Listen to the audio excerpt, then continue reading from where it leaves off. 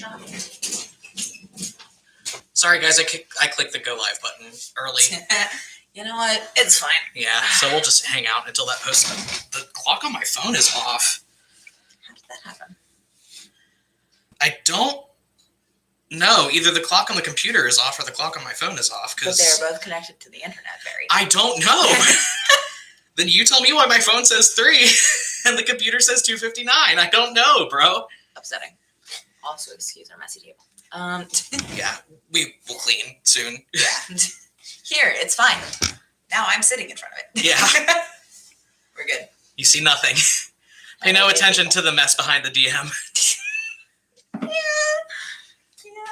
Professional recording setup. Make sure shit's posted on social medias. Yep. Yep. And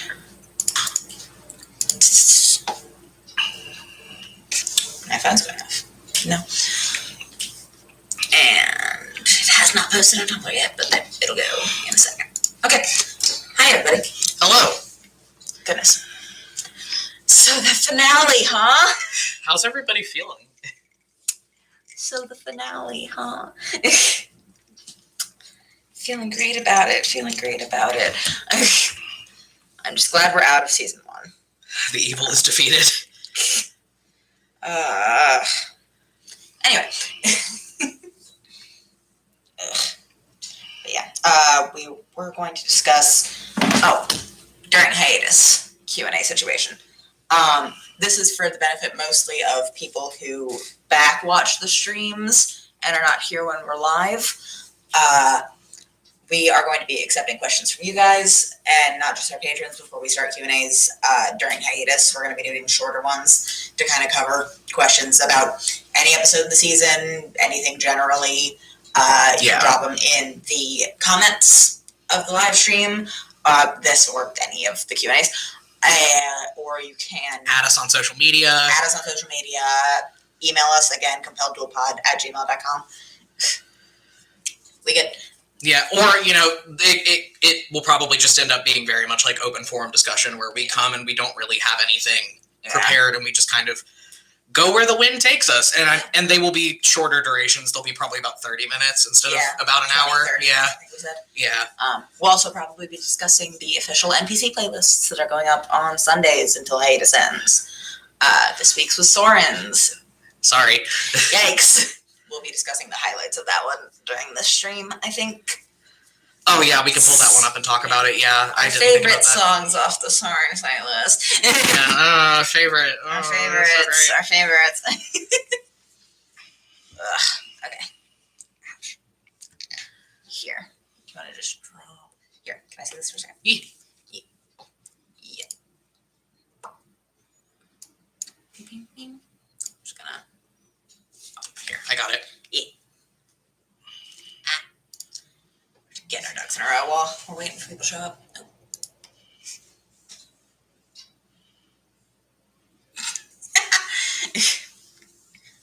We start the stream 1 minute early and we're fucking off the shit. Yeah, we don't have any of our shit together. It's fine. Oh, man. We're very professional.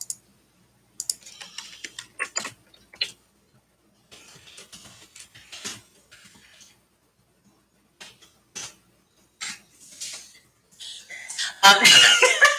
All right. I got a couple people here, so let's get it started. Let's talk about the episode playlist. Pull it up.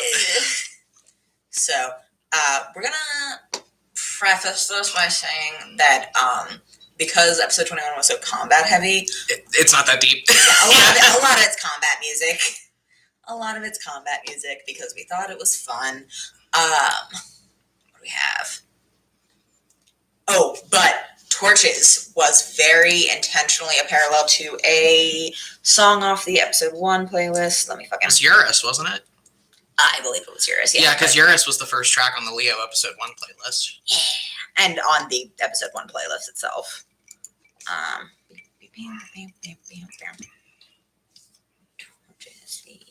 Oh, those lyrics. There we go.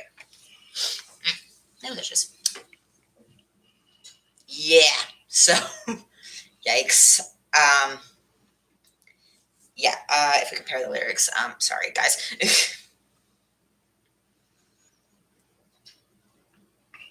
We're also recording, which is why we don't really have our shit together. We're a little bit behind. Yeah. Not that much, but yeah. We shouldn't have gotten behind, but my second COVID vaccine took me the fuck out. Yeah, for 48 full hours. Yeah. Moderna was not fucking around. But as far as like lyrical parallels between Eurus, which is on the episode 1 playlist, and Torches, which is on episode 21, stuff like Eurus has, as Fortuna sits idly by, I spin her wheel with all my might, crushing my kin for warring wage, vented from the ivory of your tooth and eye, and then we go to... and then we go to Torches, and we have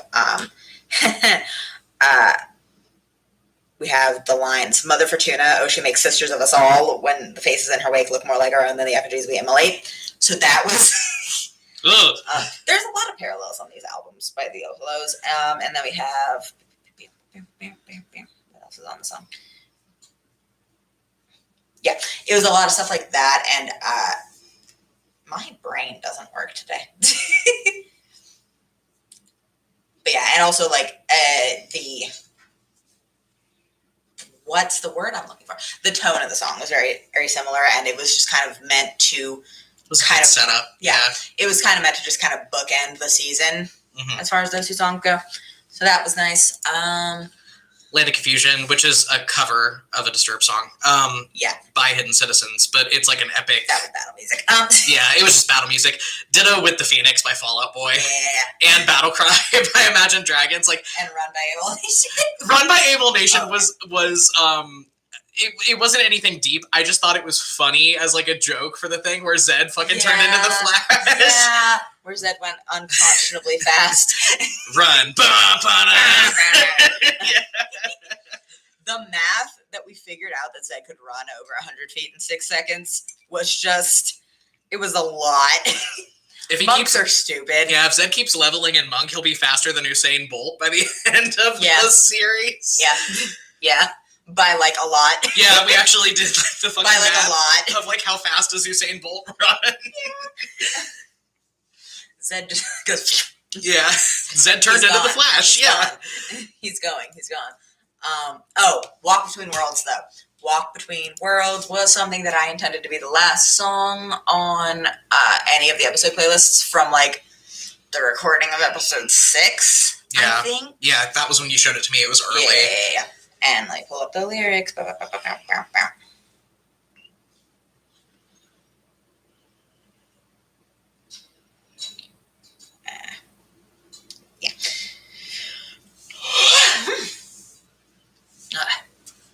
Sorry guys, we stopped in the middle of recording an episode because we were a little bit late on that. So we're all very frazzled. We have to do combat after we're done with this. It'll be fine. Yeah. Okay, so a lot of the reason I wanted Walk Between Worlds on the playlist was because of like the bridge and the chorus. Oh brother, don't you know the heart starts beating now, brother, can't you see there is no reason now? Walk between worlds, when you walk between worlds, and then it repeats that a couple times. And then the last line of the chorus is when you walk between worlds, you and me. So it was very much, because we had the very last scene planned from the beginning. Yeah. Like from like before episode 1, we knew what the last scene was going to be. Yeah. Like we knew exactly what all the beats of the scene were going to be. So we were like, okay, this is what we're going towards for the entire season. Was just Leo at the portal. Mm-hmm. That was like the last image that we had for the season, and we were very excited for it. Excited might not be the word. Yeah. Living in dread of. Yeah. Living in fear. So you know, the episode 21 playlist was not, other than the opening and closing song, music. Most of it was just like combat music that we thought was like good music to kick ass to. Yeah. And that's a lot because like episode 21 was more episode 20 part 2 than its own thing. Just We considered combining it all into like. But that would have been unconscionably long. Yeah, it would have been like a 3-hour episode. Yeah, like it. We had thoughts about it, but we were like, the best place to leave off is right before the combat starts. And just have a combat episode, yeah. And just have a combat episode. It doesn't have to be that deep. We just have that last scene. Did Mia give Fen a sexuality crisis? Let's talk about that. Let's talk about that. Yes. Yes. Is the short answer. We kind of always intended for Fen to figure out he was bi at some point. And then I introduced the concept of Mia to Barry before I introduced the character. And he was just like, oh, perfect. Oh, this is Fen's bi awakening. Oh, yeah. Yeah. Yeah, we were down to, it's gotta be Mia or Zed, was I think something we said. Yeah. Because just they're both too hot. I think the idea of Fen's bi awakening being a literal version of the "will mark me down as scared and horny" me is just so good. Hey there, slugger. Yeah. Oh. But yeah, it was.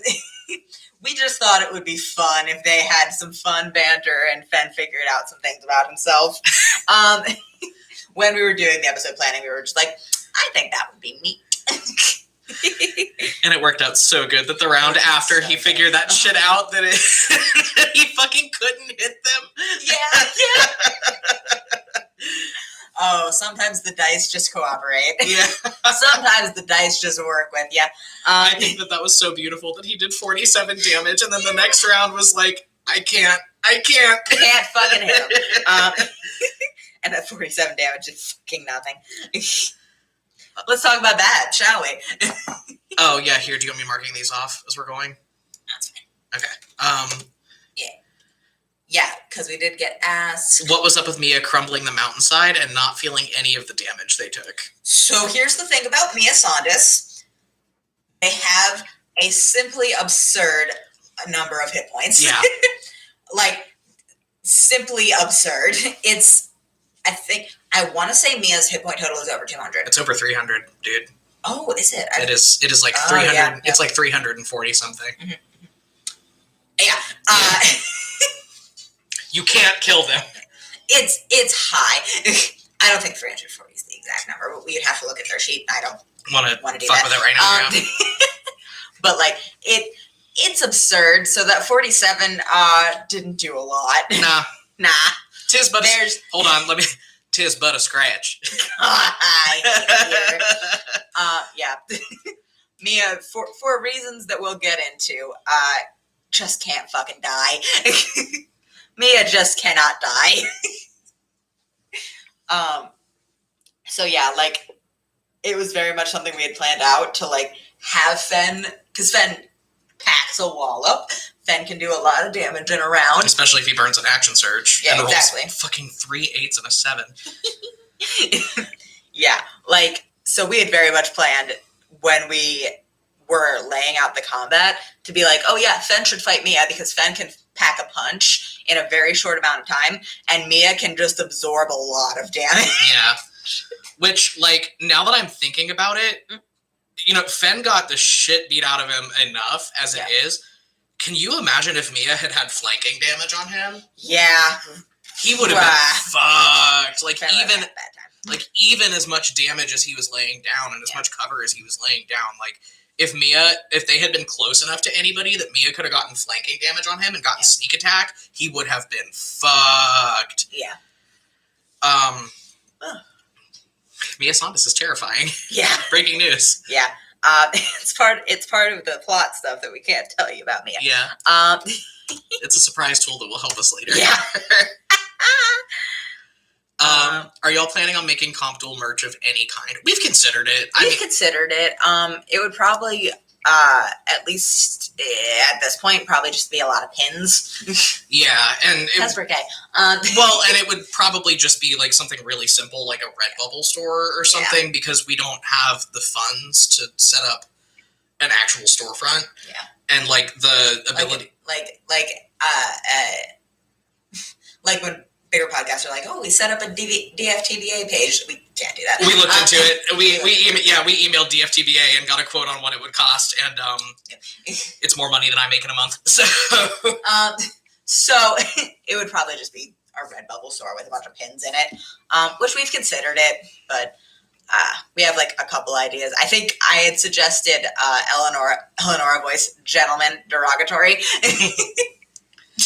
Yeah. Gentleman, condescending. And I had suggested World's Okayest Archduke and Archduchess mugs. Yeah. Or not Archduke, Grand Duke and Grand Duchess mugs. Yeah. And I think we had said something about beacon pins. Beacon pins. Beacon pins were an idea that we had. And we had said something about we had joked about in Fee and Leo's colors respectively, lawful, borderline, and chaotic autistic pins. Yeah. Just because we thought it would be funny. But yeah, we had talked about pins with the beacon coin design. What else did we talk about? But yeah, all of that is pending, assuming that we are able to get funding for things like that. So it'll probably be a stretch goal on the Patreon, just because neither of us are artists, and we would want to fairly commission and pay artists to produce that. And when you are having artists produce things for like commercial use, typically you either pay them out a percentage of profits or you pay like a higher upfront fee. Just because we have a couple friends that are like commission artists for a living that were able to talk us through stuff like that. Yeah. But we definitely want to be able to fairly compensate anybody who's producing art for the merch. And so it's very much it's dependent on funding. But like the best we would be able to do is I can do some font work and like graphic design work to put on just like text-based pins, but that's about it. Which, and I think like image-based stuff, like if we did beacon pins, like those would be the highest selling thing. So like we're gonna have to wait until we can commission somebody to actually do that. So short answer is yes. Long answer is not for a while.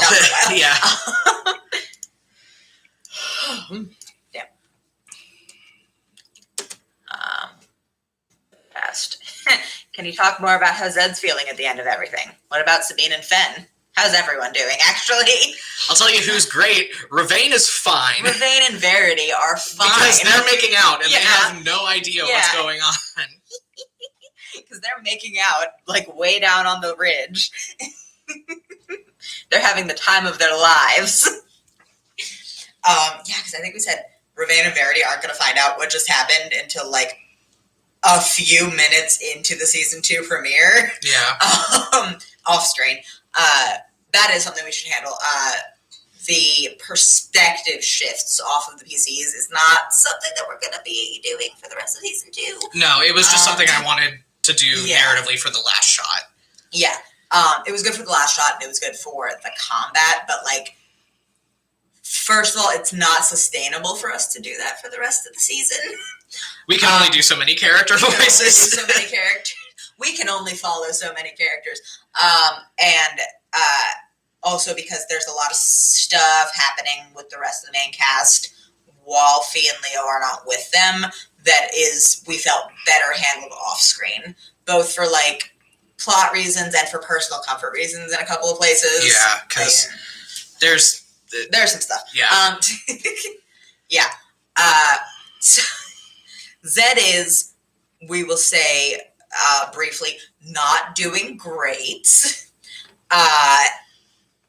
Is how we'll answer that one. Like that very much was kind of a shock to the system for Zed, especially like with that like last line of narration where he like almost grabbed him back.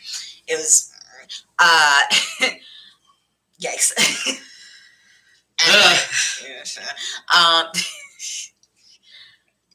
It was bad. What was I about to say? Oh, well, the almostness of it all just sucks too, because like they had just started getting their shit together, like things were looking up. Again, we say Leo's at endgame, but it's not gonna be easy. Leo's at endgame, but sometimes your boyfriend sure does disappear out of your arms into a magically unstable portal, presumably to his death. That is the thing. Leo and Fee are presumed dead. Because at this the portal point. was fucked up. Yeah, when because they the portal disappeared. was unstable and they disappeared unintentionally. Like, the presumption is going to be, oh, they're dead. Yeah. So Sabine also not doing great. Because she spent the last couple months pining, and then presumably her almost girlfriend is dead now.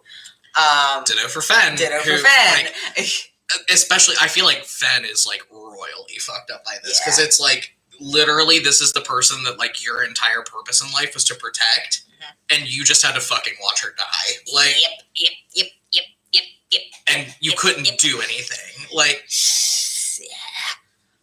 yeah, I don't think anybody's going to react well to it. I think Kalessa's fucked up right now. yeah, because like all of her shit with Leo had no closure. Yeah. The last thing she did to Leo was stab him. Yeah. Yeah. And also she and Fee were really close. And Fee were really close, and she just watched. Kalessa watched everybody that she had left except for Fen die. Yeah. Like, yeah. Kalessa has no one now, so like put yourself in her psyche and figure out how that's gonna go. Yeah. Everybody's gonna be doing a lot of stuff off camera in season 2 to deal with that. And like, this is not to say that this is going to persist, because it's not like they can't get in contact from where they're going to end up. A distance, yeah, it's not like they can't get in contact, but like that initial moment, I think everybody's going through a lot.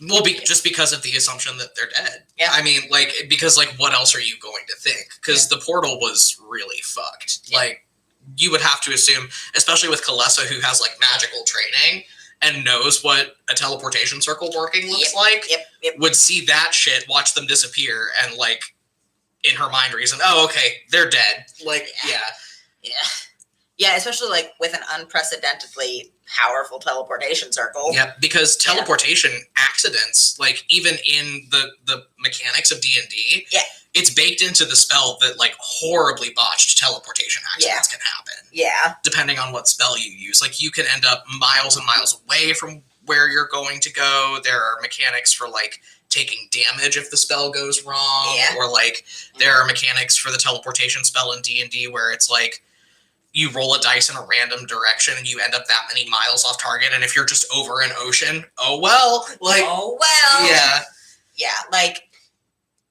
I don't think anybody is assuming with 100% certainty, obviously, that they got into a portal accident and died, but I think there are only so many assumptions that you can make with any knowledge of how teleportation magic works when you see two people get sucked into a portal that is unstable. Yeah, which really the only people there that have the context for that are Ereve and Kalessa, because like Ereve knows what normal portals going off looks like. But Ereve wasn't up there to see it. Yeah. But I mean, like, if she had it related to her, like, hey, this is what happened, and somebody described the situation and what the portal looked like, Ereve, in her token Ereve bluntness, would be like, oh yeah, they're dead. Yeah. Oh, I love Ereve. That's all I got. So yeah, everybody is nobody's doing good. Well. Ravain's okay for now, but give him like 2 minutes, he won't be okay either. Ravain and Verity are both doing very well right now. Give them both like 2 minutes. Give them both enough time for everybody to hike back down. And then we got asked, so are the Valsigns going to be back in Asturia next season? No. You wish. You wish. No, we are not going back to Asturia on camera until late season 3. Yeah. I think past the midpoint of season 3. Yeah, I think you're right. Yeah. So for sure, late season 3. Yeah, because again, we have the story beats planned out for the rest of the series. We will not be back in Asturia for quite some time. Which is why we had to pack so much lore into season 1. Yeah, especially B-side. But yeah, I think we said when we were discussing the portal maps before, like I think we pointed out that there were portals. There was one portal in Volguldur, and then there was another one further to the east on the world map, outside of Asturia. No, there was one in the Zephyr Isles. Oh, There were the 3 in Australia, and then the 4th one that had crumbled away. Yes. And then a lot of the far eastern side of the map had crumbled away, but there was one in Vogwalder. Well, I think I mentioned it when Leo was looking at it. Oh, yeah. So it might have been in Leo's map, but not Fee's. Yeah. But I do think we mentioned it. There are portals elsewhere, and you mentioned there was one in the far north too. So in the big northern continent that we actually don't have mapped out yet, there is a portal up there too. Yeah. But they could have gone anywhere within that portal network, and that's making the assumption that all the portals were mapped out on the map that Leo got, which is a fair assumption, but is not necessarily 100% true. Yeah. It could be true, it could be not. As far as the characters know, it's not necessarily correct. Mm-hmm. So yeah. But no, they're not going back to Australia. They're not going back to Australia. We are not going to see Australia again for quite a long time. What would happen to them if they both ended up back there now? Leo would be immediately executed. Yeah. Yeah. And Fee wouldn't have a good time. Fee would not have a good time, and Leo would be fucking executed. Yeah, because Leo, I believe we said, is guilty of treason. Just legally speaking. Well, and I mean, he did incite a rebellion. I mean, he's been doing it for the last 5 years. They've got him there. They got him on that one. And I don't know what necessarily legally would happen with Fee. I haven't thought about it much. I really don't think legally that much would happen. She didn't break any laws other than running away from home, which I don't think is against the law. I just think it's something she would get in major trouble with her father for, which is in ways worse. Yeah. Yeah.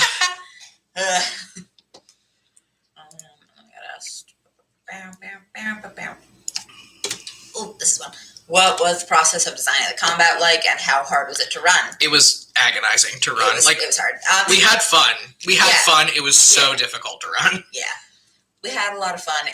Our raw audio for episode 21, I think, was around 3 hours. It was over 3 hours. It was a couple minutes over 3 hours. Mm-hmm. And it trimmed down to 57 minutes. Yeah. It was a lot of math that we had to do, and we had to remember every character's abilities, and we had to and their conditions. Right. I feel bad that nobody ended up using their bardic inspiration. Yeah. Because I was listening back through it, and I saw times where when Kalessa tried to get up the ridge and didn't do it, and I was listening back through it, I was fuck, she had bardic inspiration. Yeah. So, and we didn't have. That's the one thing I prefer playing physical D&D with a map and minis. Yeah. In that one instance, when it comes to really complicated combat like that, because you can pop a condition ring on a mini. Yeah. And remember, oh, you've got bardic inspiration, or oh, you're slowed, or you're poisoned, or something like that. And it's just easier to keep in mind when you have that physical thing in front of you. Mm-hmm. And we did have the battle maps, but our map making software wasn't sophisticated enough for us to use things like condition rings. Yeah. I felt bad for Sabine that she was being so diligent with giving people bardic inspiration and nobody used it. And I just forgot. It's fine. Well, I was diligent about having her give out inspiration because I didn't want her to waste her bonus actions. Mm-hmm. You know what I mean? And it's easier to remember to not do stuff like waste your bonus actions than it is to remember that you have, I can roll an extra D8. Yeah, and then we had all these fucking rogues that were we all have cunning action, and it's half the time we just forgot it. Yeah. Cunning action's a hell of an action. It's a hell of a feature. But yeah, it was part of the reason why we ended up pairing everybody off was to make it easier on ourselves, because then we didn't have to navigate a free for all. Yeah, navigating a free for all would have made the episode very, very bad. Yeah, number one, immeasurably difficult to listen to, because it would have just been 2 people navigating 11 characters. Yeah. Through a total shitstorm. Yep. It was very scary. Just to contemplate, it was very terrifying. Yeah, so when we sat down, that was kind of the first thing that we came to in the process was we need to pair people off. And we need to make this as easy as possible to consume. Yeah. To consume and to run. Yeah, so that was, I think just the mechanics of being 2 people running 11 combatants with full character sheets. Yeah. Is I think the big part there, because that was where, like, because the finale wasn't perfect. Like, there were things we fucked up, like things like people not using their bardic inspiration when they could have. I think there were a couple, like, movement measurements that we didn't get, a couple opportunity attacks that we missed, things like that. We said at the beginning, like, it's going to have some bugs, it's not going to be perfect, and it wasn't. But I think that was the hardest part, that it wasn't only, like, because as a DM, I can be a DM and have a lot of moving parts on my board, but there's a huge difference between having, like, a little stat block with here's all the shit this part of the battle can do, versus this is a person with a whole ass character sheet and who has their own motivations and has their own attitudes coming into this battle, and just on top of that, like, so many fucking abilities, because, like, everybody was, I think, level 8 by that point. Yeah, except Celica and Talendra, who are level 12. Level 12, yeah. But, that was definitely the hardest part. Like, the fucking tab list on top of our Google Chrome browser while we were recording the finale, it was bad to look at. It was bad shit. Oh my god. Because we had 11 character sheets up, we had our battle map up, we had a bunch of, like, 5e rules pages up to help us navigate shit. And we still forgot some of the rules. And we still forgot some of them. Yeah. And also it was like, we had to retake a couple rounds while we were recording because we just forgot abilities that people had. Yeah. Like, we kept forgetting Talendra's teleportation. Yeah. Yeah, we kept forgetting the range on it. We kept forgetting how she could do it. We kept forgetting that she could move other people. Yes. Yeah, I think one of the retakes of the turns that we had to do was that we had her zap Leo up to the top of the next ridge. Yes. But then we remembered that it was only, like, she can only move someone. She can move herself 60 feet. Yeah. She can only move someone else 30 feet. Yeah. And the vertical movement on the cliffs counted. So we had her zap Leo up and, like, done things beyond that with Leo on the top of the ridge, and then, like, I looked at Al, like, probably 20 minutes later, and went, oh fuck. And we had It wasn't 20 minutes. It was probably 5 minutes. Okay. Well, yeah, it felt like 20 minutes. Yeah. I felt like we took all day recording the finale, but it was like 3.5 hours. Oh, we have people in the chat. Somebody asked, will we have a season break? Yes, 6 weeks. The season 2 premiere comes out on June 11th, I believe. And then we got Talendra can teleport. Yeah, she did it like 3 times in the finale. 3 times. It's we didn't call it teleportation because it's called hidden paths. Is the feature. Yeah, hidden paths is the name of the feature. It's one of her circle of dreams things abilities. As a druid. Yeah. So she has, I think it's as many as her level. I don't remember how many charges she has. She has several. She has a lot. Yeah, and she can move herself, I believe, 60 feet. As a bonus. As a bonus action. But as an action, she can move another person 30 feet. Yep. Which she did twice. She did that once with her Vayne to get him back out of combat range. Yes. And then she did it with Leo to, like, move him forward so he could climb one of the ridges. Yep. Yeah. Talendra's got some stuff. Druids are a lot. Circle of Dreams druids specifically. Circle of Dreams druids. She also has a pool of just, like, 12d6 healing that she can just drop as a bonus action. She can just do it. Oh, man. Talendra's got some stuff. I love Talendra's. Which, like, she wasn't super, like, damage heavy in the finale, but I feel like her utility was so high. Yeah. Well, she wasn't super damage heavy. I feel like she is going to be more damage heavy if, like, we can get her physical arrows that Celica can add an infusion to that can do extra damage. Yeah. Like, I feel like that'll buff her damage a lot. But, like, the thing with Talendra is that her main weapon is a artificer crafted weapon that Celica made that is a bow that reloads itself. Like, that's why her, like, light arrows are a thing, is because it's just a magic infusion on the bow. Yeah. Yeah. But yeah, so the I thought it was kind of cool seeing Talendra be utility heavy though. Yeah, I feel like, you know, we don't really ever think of her that way as like somebody, but given her experience and given who she is as a character, like, she's had to be pretty crafty and pretty utility heavy with her magic. So I thought it was really cool to watch her like zapping Leo and Irvain around the battlefield and like zapping herself around and then like dropping that spike growth, which, well, the spike growth, Fen would argue that was pretty damage heavy. That was pretty damage heavy. Yeah. I think when I was building Celica and Talindra, when I was building their sheets, I made them both pretty utility heavy just because like they haven't had reason to go into combat. Their modus operandi has been to not be around people. Yeah. Like that's been their whole thing is they hide out in the woods. And I mean, like Talindra has good defensive skills because I mean, think of what a good defensive skill it is to just fucking be able to teleport and be 60 feet away. Yeah. Like bye. Yeah. Later. Or like, oh no, my kid is in danger. Now he's not. Now he's not. I'll be right back. Okay. Yeah. But yeah, Talindra's teleportation it's a really good feature. I just love Circle of Dreams. Oh, and then somebody said Sabine was so cool in this battle. We have a question about Sabine. We're going to answer that as soon as Barry gets back with his drink. Oh, man. Yeah, I had a lot of fun with Sabine this battle. I was gonna have a lot of fun running Zed. But then somebody cast Tasha's Hideous Laughter in the first round. Yeah. Here's the thing about Sabine. Sabine does not have a lot of battle spells. Sabine is not optimized for combat, but she's optimized to be a spy. Yeah. The question we got was, Sabine made really fun use of her spells in this fight. Does she have any other fun ones? I am gonna pull up Sabine's sheet. Yeah. Let's pull up Sabine's sheet.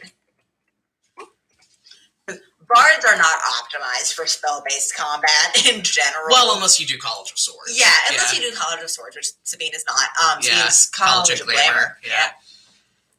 Bam, bam. There she is.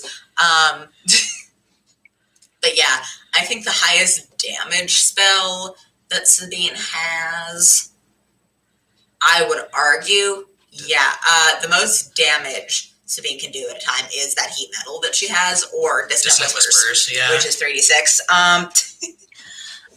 So like Sabine is optimized for utility and she's optimized for espionage. So we were looking at her character sheet right before we ran the combat, and I was looking at it, and I looked at Barry, and I said, "You didn't give me fucking anything. You gave me nothing." I mean, she had, like, weapons, but... Yeah. But also, okay, here's the thing.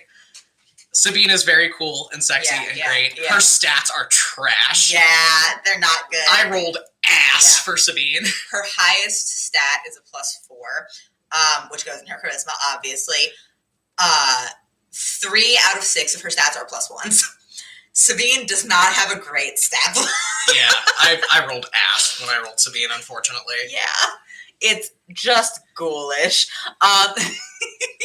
So, Sabine with weapons is not as formidable of a force as you would think. So I was just looking at her spells, and I looked at that heat metal, and I had a moment where I was like, wait a second. That was fucking brutal.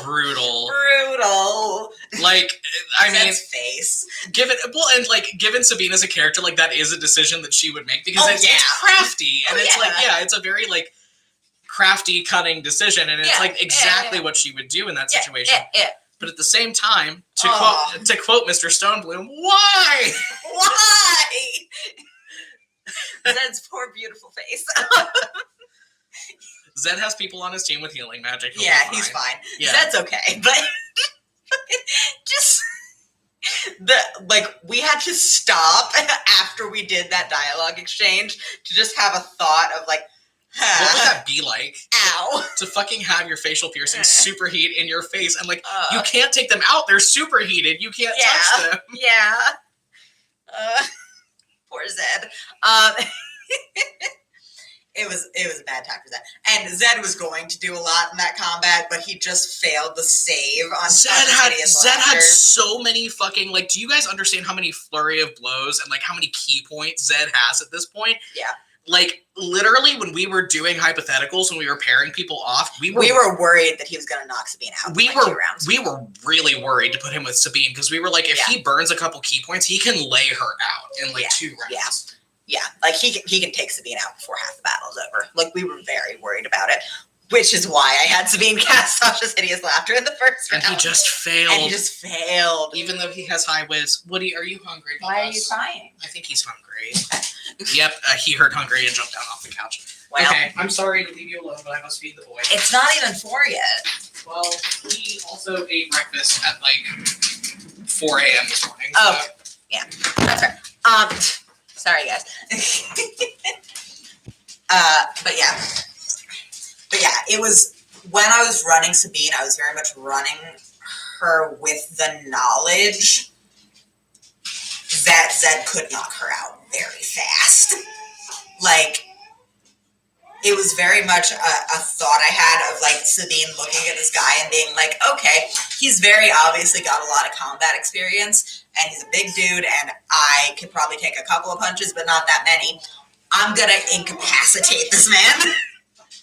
And that was very much the angle I was approaching combat with Sabine from.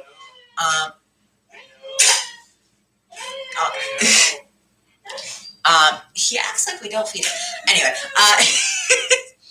but yeah, it was very much Okay, I got it. not even that Sabine was trying to take Zed out or that Sabine was trying to hurt Zed in any serious way. She just wanted to incapacitate him so she could do what she needed to do. And Tasha's Hideous Laughter was the easiest route for that. Notice if Sabine had wanted to be a real dick, she could have kicked Zed while he was down, and she didn't do that. Yeah. So. And she could have cast Dissonant Whispers on him, which would have been bad. Which would have been really bad. But yeah. Oh, somebody in the chat said Mia's really OP. Damn. Yeah. As we said earlier in the Q&A. There's a reason Kimbrel sent him to help Leo when Leo was in a really bad situation. Yeah. For plot reasons, Mia has an absurd amount of hit points that we're not going to put an exact number to because we don't remember it. And Mia's got a lot of stuff going on. Mia's a very scary person. And I do love that about them. I think it's very funny that they're all big and scary, but they broke a nail trying to climb the ridge. See, Mia's a very scary person that is frequently undone by their own laziness. Oh, damn it! And they just slid back down. Especially knowing what they could have done if they had actually cared about the urgency of the situation. Yeah. Because there are things that they could have done to get up there. Oh yeah, they could have done some stuff. They didn't care enough. No. They were just I'll try it once. Damn it. Oh, damn it. Damn it. Well, I might as well sit down with these two shoving their tongues down each other's throats. Yeah, it's at least a good show. Yeah. Somebody asked how tall is Mia for fan art reasons. I think I said 5'6". No, you said that they're only a little bit taller than Leo, so 5'4". Yeah. Mm-hmm. Yeah. You're right. Yeah. I have been picturing Mia as about 5'4" and not that big of a person, just kind of petite. Yeah. Just a very physically unimposing person who can just wreck shop unprompted. And is waiting for that chance all the time. For the chance. Yeah. Haven't got to stab anything in weeks. Yeah. Yeah. There will be blood today, boys. I do love Mia so much. Love Mia so much.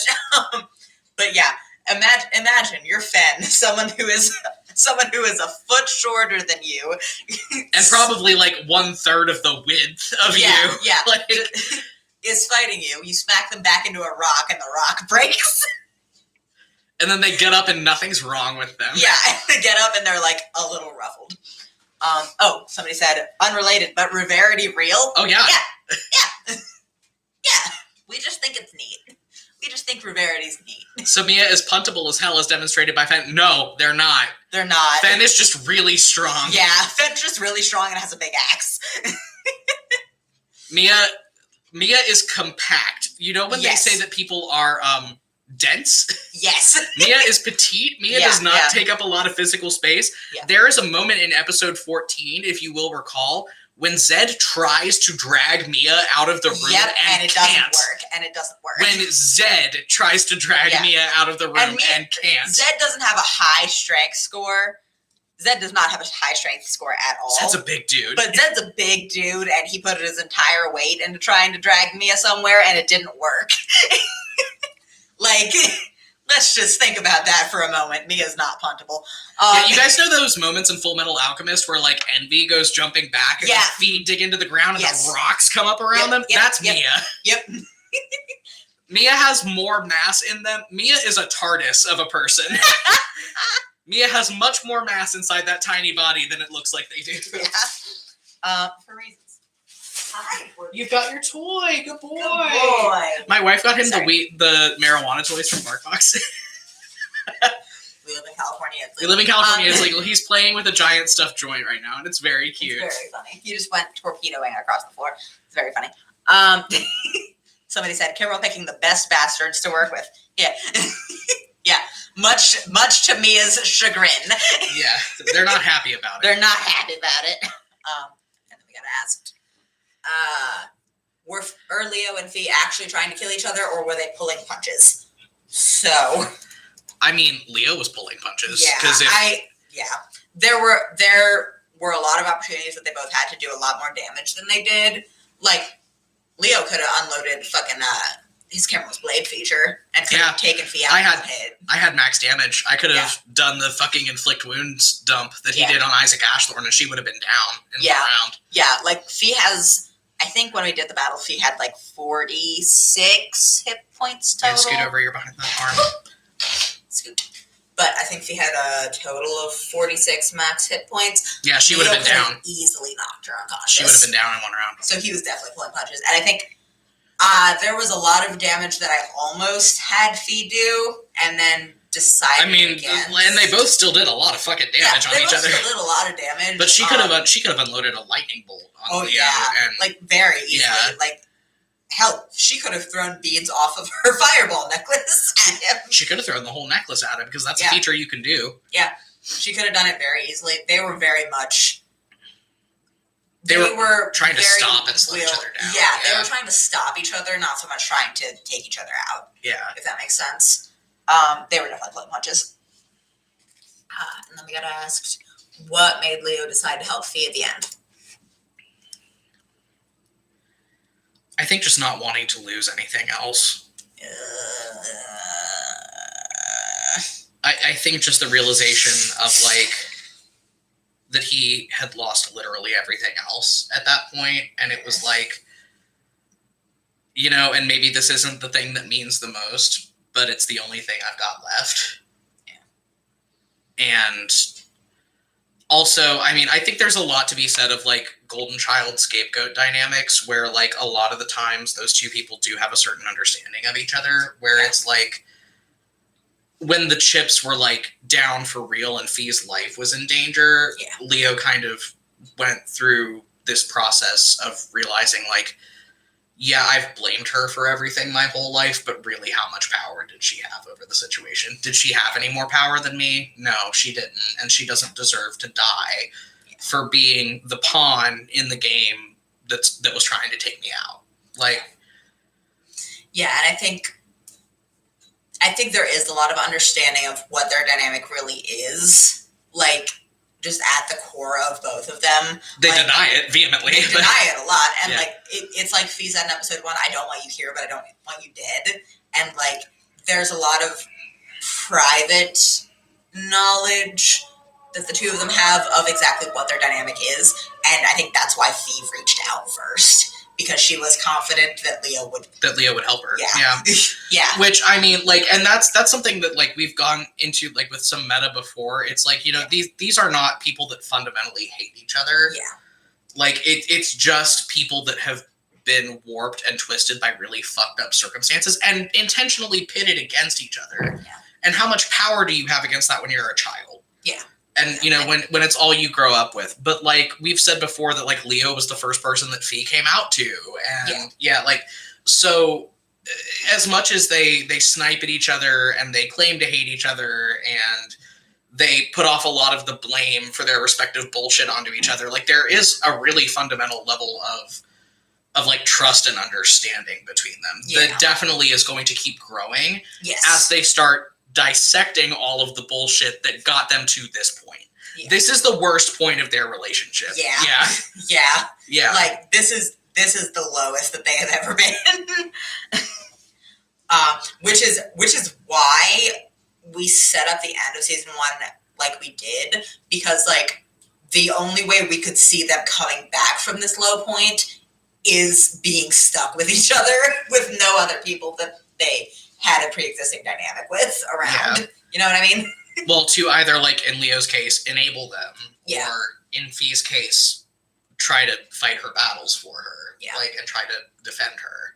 Like, like it was very much their dynamic has been the way it is in large part because they have not had to sit down and think about it. Well, they were actively encouraged not to, because I mean, like from a Moral and Valside perspective, imagine like, oh, if my kids actually sit down and figure out what the fuck is going on here, it's not gonna go so good. Like, I'm gonna have a bad week. Yeah. Like it was very much a lot of their dynamic is the way it is just because they have been actively encouraged not to think about it, and they have not had the opportunity or like been forced to confront each other directly in a situation other than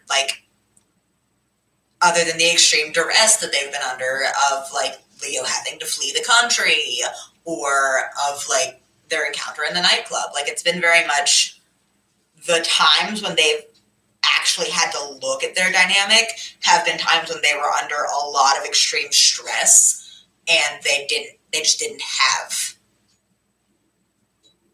the time and the opportunity to really dissect it. Well, and I think there's something to be said that even under those periods of extreme duress, like it really is when the chips are down with them that like even back to episode 1 of like Fee did not have to make that fucking decision to get him out of the city.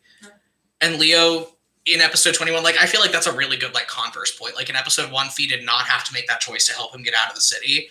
And in episode 21, Leo didn't have to reach into that portal. Nope. They both very easily could have let each other die in the season, and they chose not to. And they chose not to. When the chips were really down, they chose to protect each other. Yeah.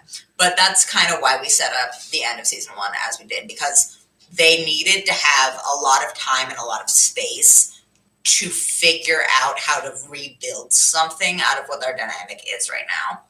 If that makes sense. Because it is fucked. It's a fucked dynamic. Yeah. It's bad. But it's going to get better. This was the low point of their relationship. Yeah. I feel the need a lot of the time to just remind us and remind everybody. The podcast has a happy ending. The podcast has a happy ending. It's a story about recovery. It's a story about recovery. But yeah. And also like, in a lot of ways, they needed space from the roles that they put themselves into. Yeah. And that their father put them into. Well, especially because, like, so much of this season is both of them realizing that those roles aren't what they want. Mm-hmm. Like, it's taken Leo it's taken Leo losing Soren to make him realize, oh, God. Yeah. Like, none of what I was fighting for was worth it. Yeah. Like, none of this was fucking worth it. I don't want this anymore. Like, and Fee kind of got there earlier. Yeah. But I think they've both come to this mutual realization of, oh, everything I either have been told is going to happen to me and that I'm responsible for, or everything that I have ever wanted and aspired to, I don't want. Like, it's not worth anything, and I don't want it, and it's bad. Like, season 1 was very much about the two of them playing out patterns that they have been raised with and realizing exactly how bad those patterns are. And then in season 2, they can do something else. Yeah. Oh, wait, Leo still didn't process the Soren. Yes, he did. Yeah. I mean, he had a second to process it, but, like, he didn't have time to sit with it yet. Like, and in real time, like, if we do the 6-second rule per round of combat, like, Leo has known that Soren is dead for, like, 5 minutes at this point. Maybe. Probably less. Yeah. Like, Yeah, Leo hasn't had time to sit with that, no. But yeah, like, season 2 is very much going to be the two of them kind of looking at the patterns that they have been playing out and figuring out what they want to keep and what they can very gladly throw away. Yeah. That was all of our pre-prepared questions, by the way. Extra questions in the chat. We are at 55 minutes. I'm going to get a drink. Yeah, well, also we started early, so we have a couple more minutes. Yeah, it's 3:53, so we have a few minutes. Yeah. Wait, so Leo still didn't know. Yeah, like he knows, but also he knows, but again, you know, he's had this information for less than 5 minutes for sure, in real time, and also that short amount of time has been enough to be the final breaking point of him realizing, like, I did all this fighting for what? It wasn't worth it. You know, like, I put 5 years of this effort, and like how many people got hurt because of it, and how many people got put in danger because of it, and I lost Eleonora because of it, and like it was just like this fucking domino effect in his head where like that moment of finding out that Soren had died and like realizing that Soren had died because of him. Yeah. And like in his pursuit of a throne that he now knows is built on blood. And lies. Yeah. like he doesn't fucking want it anymore. That was why we had to have the Talendra input dump when we did, was because like we needed to go into season 2 and the restructuring of their patterns with Leo and Fee later both knowing that Australia is built on blood and lies. Yeah. Like, they are heirs to a throne that is caked in other people's, or that is like constructed out of other people's deaths. Like, it's not good. It's not good. Yeah, and so I think, you know, like in those brief couple seconds between the like realization that Soren was dead in the beginning of the combat, like Leo processed all of that and came to the fucking conclusion of this shit sucks and I don't want it anymore. Yeah. But also I'm so angry and someone has to hurt for how angry I feel. I think and Fee was the closest fucking person. What that combat was fundamentally, of like them both, well, a lot more on Leo's side of that whole I'm hurt and somebody else needs to be hurt because of it. And like and just the miscommunication of like Leo realizing or having that realization of like, okay, I don't want this anymore, when Fee has made the decision of I am going to stop him from getting this because it will be bad for everyone if he does. So, yeah. It was a lot.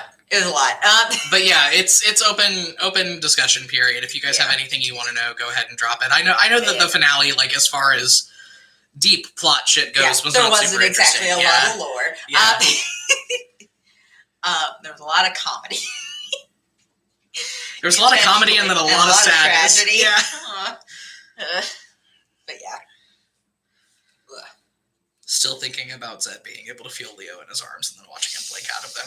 Yeah. Which, by the way, mechanically, the way that worked is that Zed was not over the line of the portal. Leo's hand was over the line of the portal, which is why the magic affected him and why Zed could touch him. It's not like an electrical current. You have to be within the boundary of the portal.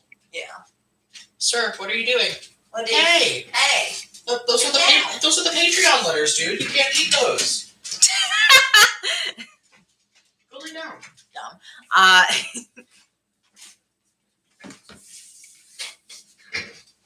What flavor cocktail was Kimmerl drinking while he watched this combat in his dressing gown? Pina colada. Either a pina colada or one of those like pre-bottled margaritas. Gross. And then somebody who missed the first half of the Q&A said, I missed a lot, so I don't know if this was talked about, but hey, is Sven having a sexuality crisis now? Absolutely. Yes. Yeah. Yeah. Well, now that we have more people in the chat, do you want to go a little bit longer and just do open question time? Since this is our last one. I mean, like our last big one. Yeah. Yeah, we could go. Because we had like one person in here for a good bit of it, so. Yeah. That's just life. But yeah, we can go like 10 minutes over the hour if anybody wants to clarify things. Yeah, but yeah, Kimmer was either drinking a frosty pina colada. Oh my god, one of the fucking, oh god, what's the brand name? The pina coladas that come in a little squeeze pouch, you get them at like Target, and you stick them in your freezer, and then you squeeze them, and then you dump them into a glass. Disgusting. Oh man, but yeah.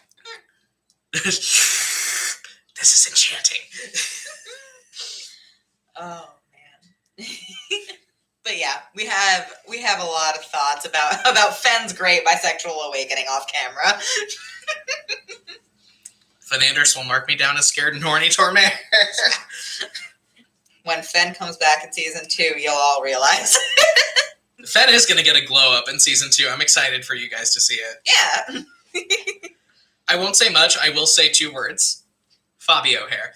I hate your ass. Yeah.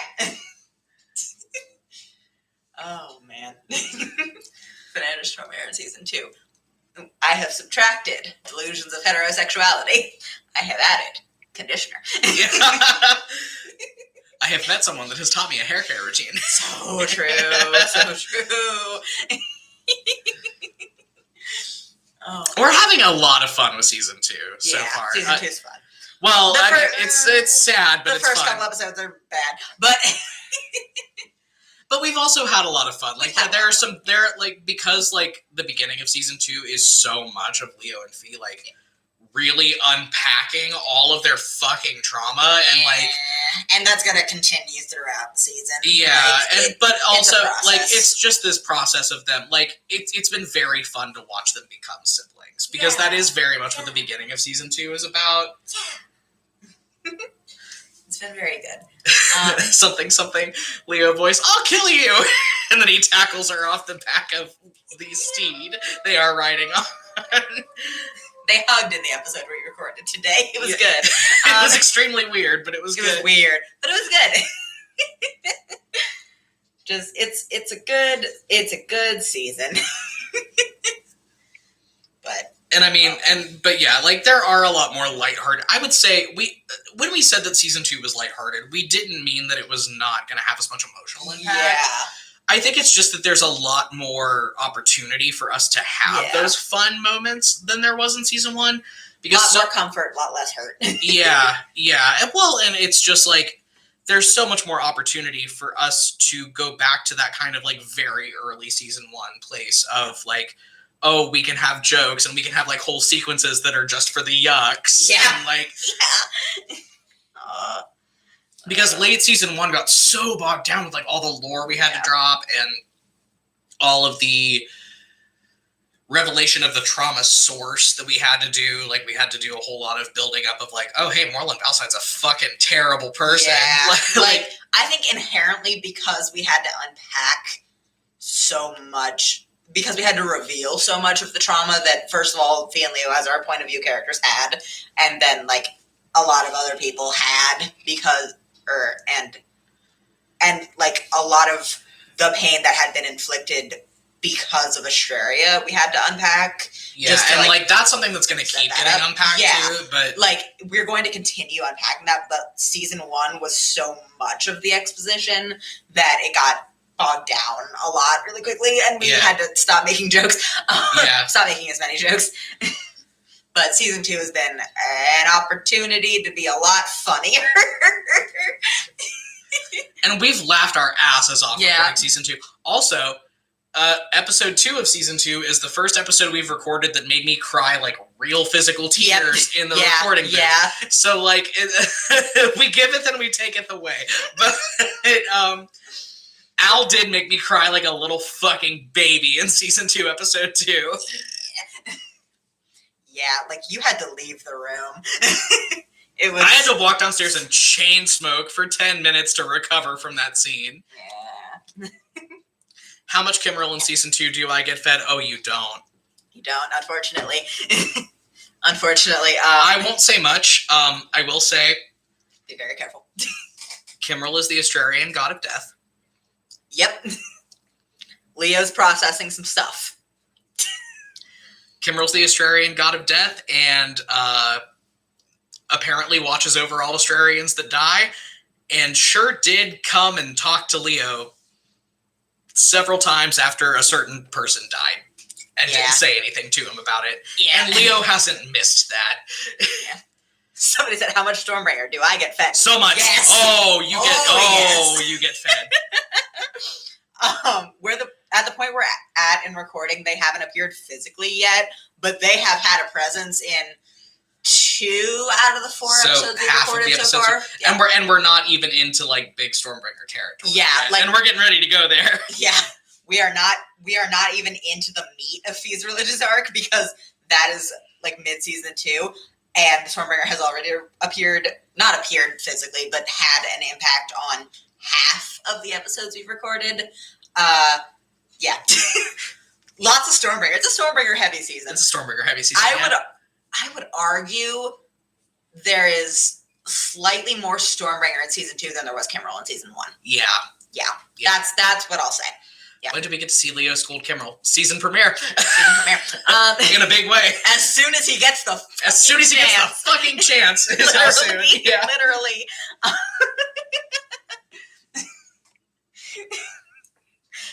Season premiere, subtitle, Leo's fucking pissed. Oh, man. The season premiere is... Oh. Leo, go the fuck off. Oh, he's going to. He's going to. And he's right. Oh, man. Yeah. That's something we've played with a lot in building the lore of this campaign. Sometimes both of our PCs just yell at their gods. So true. It's the duality between Fee is in dialogue with her god constantly, and sometimes that dialogue is very angry. And Leo, go the fuck off. And Leo's god is a bastard. But yeah, that's something we've played with a lot, is that like gods in the Compelled universe are often wrong. They're often wrong and bad. I wouldn't say not bad, because we have some shit to unpack. Yeah, we have a lot of shit. Some of them are bad. Some of them are bad. Yeah, some of them are bad. Some of them are really suck. We have a lot of shit to unpack with Kimmerl, and it's gonna get unpacked. Yeah. But he is a little bit of a shitty bastard. Yeah, he kind of sucks. Somebody asked, are jeans a thing in the Compelled Duel universe, and would Fen wear a jean jacket? Fen would wear a jean jacket. I think jeans exist in Vogelder. Because a lot of people do industrial jobs. I think Vogelder has jeans. Yeah. If he wears a jean jacket around Mia, they're gonna smack him. I don't think so. You can wear a jean jacket in a queer-coded way. We just have somebody has to get Fen some enamel pins. Yeah. He'll be fine. Yeah. God. I think Mia could enjoy a jean jacket boyfriend. Fen gets one of the jean jackets with like the Sherpa collars, like the fuzzy, and puts a bunch of pins on it. Sometimes you say things and I just feel insane. Literally, the baseline of Fen's character from day one has been that his fashion sense is fucking horrible. Yeah. Oh. Mia and Fen are the jean jacket, leather jacket couple. So true. Yeah. Oh, man. But yeah, season 2, we unpack a lot of stuff. And we're going to continue to do it until the end. But there's pirates. I can't wait to record. I can't. We're so excited for next Sunday. Next Sunday is our official introduction to like the relevant pirates of the season. The important pirates. We see some pirates in the episode we're recording currently. But yeah, the ones that like have recurrent appearances come next week, and we are like fucking chomping at the bit. We're so excited. Are there pirate delphs? Yes. Yes, they're married. One of them has a giant bird from hell. Yeah. You gotta stop making fun of his bird. That's his AAC device, and it's valid. It is his AAC device, and it is valid, but the AAC device, and I must say, it is a giant bird from hell that talks with the voice of Sir Patrick Stewart. Yeah.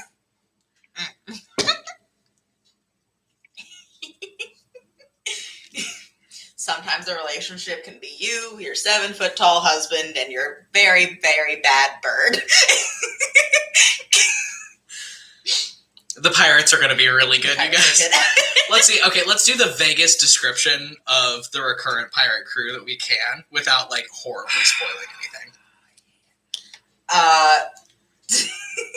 Because these are, like, the major NPCs of season 2. Like 80% of the season, these people are going to be there.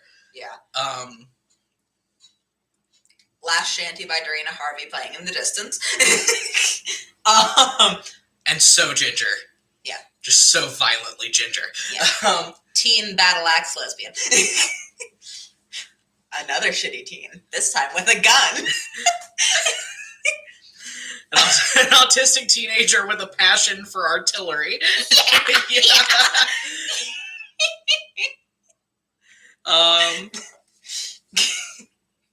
Teen grandma. The mountain from Game of Thrones, but he really loves to bake.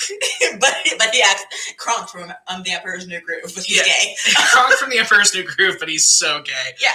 And married to Black Parade Gerard Way, but he's also like 6'7".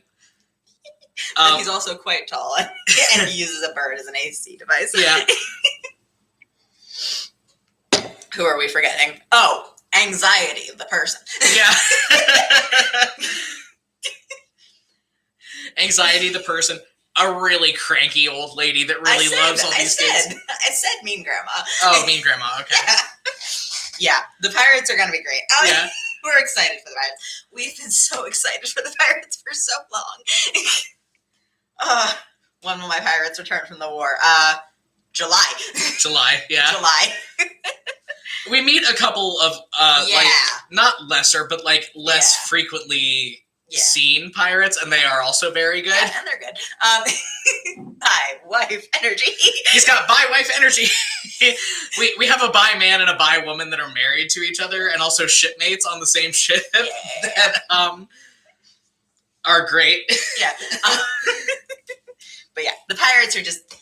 We're so excited. We're so excited. We're so ready to be done with season 1. My God. Well, we are done with season 1. We are done with season 1. But we're excited to get in. I'm still riding the high of being done with season 1. Yeah. Like, I'm glad that's in the rear view now, man. Oh, man. It was good. We're proud of the season, but... Yeah, like, and like, I mean, I feel like we'd be remiss to say that there wasn't shit we could have done better, because there was. There was. But we were also learning how to make... That's the creative process. Yeah, well, we were learning how to make a fucking podcast. Like, this is our first go at it. But yeah. We're just very excited to be into the meat of season 2. With that, we're going to give you guys like another minute if you want to put in questions, and we're going to log off. Okay. Yeah, so if you have anything to ask, get it in. We'll answer it, but... We're just so excited about the pirates. And we said this at the top, but for like people who backwatch the Q&As and can't come live, or for any other questions from anybody else who's watching, we will be doing like 20-30-minute Q&As during hiatus, just to wrap up any questions that anybody had about any season 1 episodes, just to keep in contact. But yeah, same time, but we'll just be wrapping up stuff. And you can submit that in the comments of any of the YouTube videos, or you can add us on social medias, or you can email us at compelleddualpod@gmail.com. And yeah, we will just answer everything. Anything, skywriting, bat signal, you know. Oh, man. But just to wrap up, but yeah. And like I said, the season 2 premiere is June 11th. Let me look at my calendar to make sure that's correct. I think we said the 6th was our last official playlist. Yeah, the 6th is the last. Also, we're posting official playlists for all the NPCs during the hiatus on every Sunday. So we posted the Soren playlist this past Sunday. We forgot to talk about. We'll talk about the highlights of the Soren playlist next week. We can do it quick. It's fine. Okay. Yeah, because there's. I don't really care how long we go this week because it's our last big one. So. Yeah. This will just be a long one. But yes, the season 2 premiere is on Friday, June 11th. Or Thursday, June 10th for the patrons. Yep. Yeah. Oh yeah, the highlights off the Soarin' playlist. I do love Harlem Roulette as the lead track, Yeah. and the fucking refrain of the loneliest people in the whole wide world are the ones you're never going to see again. Young by the band Camino has been on like so many playlists. It's been on related to Soarin'. Yeah, it's been on like a Leo playlist. It's been on an episode playlist. It's been on the Leo Soarin' playlist. Woof. Other highlights. We put At Least I'm Not As Sad As I Used To Be by Fun on here, and we just the next Patreon playlist we think is going to be Soren Shakrana songs songs for Soren Shakrana to limbo to as he gets arrested for treason. And that's the next Patreon playlist. You can quote us on that. Especially because the two songs that we have back to back on the playlist are Ride by 21 Pilots and At Least I'm Not As Sad As I Used To Be by Fun, which are both songs to limbo to shortly before you get arrested for treason. Soren at the very end of his character arc just being like, you know what? Fuck it, I'm going to vibe. Yeah. Fuck it, I'm going to tear it all down. And then, End of an Era. End of an Era. And the Graveyard Near the House. And the Trapeze Swinger. Actually, I encourage all of you to look up the lyrics to the Trapeze Swinger by Iron and Wine, because that was the one, like, it's the closing track of the playlist, and it's the one I'm most proud of, and I feel like it's the one that best encompasses Soren at the end. Even if it is 9.5 minutes long. I know it's 9.5 minutes long. Iron and Wine writes a lot of long songs. I know. I'm just apologizing to everyone. But yeah. I think we are going to log on after we do this, though. Yeah.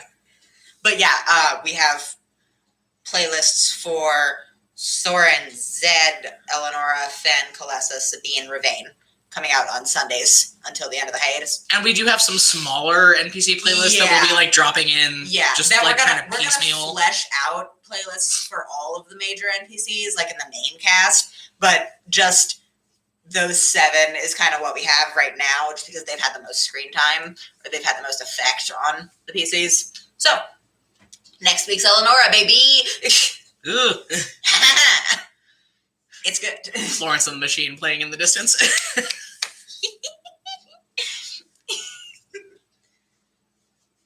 But yeah. We're very excited. And we're gonna, like I said, that's every Sunday until the hiatus ends. So. Yeah, and then like just in between we'll be dropping like little like the Arabic playlist. The Arabic playlist, which is still pretty long. Funky. It is really funky. We said we were going to top out the more minor, like main cast NPCs, not minor, but the ones that have had less screen time, at like 45 minutes. Aravase was pushing it, but that's because it had Scientist Studies by Death Cab for Cutie on it, and that's a really long song. Somebody said, I looked up the lyrics to the Trapeze Swinger, and now I want to commit a crime. And with that... stream the Trapeze Swinger by Iron and Wine. Bye, everybody. See you next week for a much shorter Q&A. Bye. Yeah, bye.